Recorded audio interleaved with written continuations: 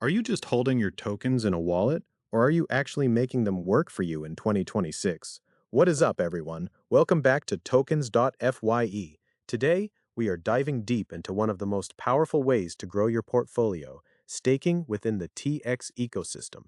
I'm going to show you exactly how to stop leaving money on the table and start maximizing your rewards using the latest DeFi strategies. We've been tracking the TX ecosystem growth all year, and the current yields are too good to ignore.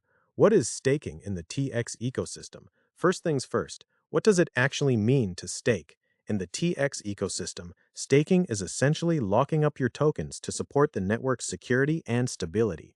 In return for this contribution, the network rewards you with additional tokens. Think of it like a high-yield savings account, but powered by blockchain and DeFi technology. If you're looking for more theoretical breakdowns, check out coherencedaddy.com for the deep dives. Step by step, how to stake.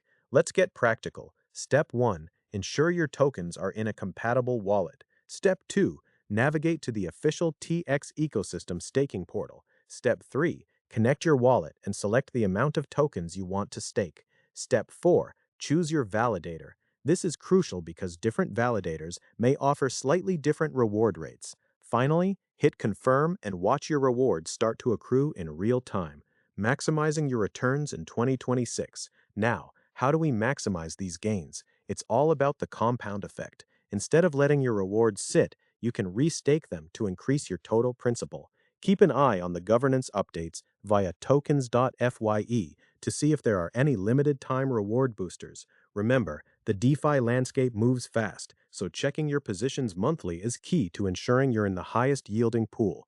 Understanding the trade-offs. While the rewards are great, you need to be aware of the unstaking period. Depending on the pool in the TX ecosystem, there might be a waiting period before you can withdraw your funds. This is designed to prevent market volatility and keep the ecosystem stable.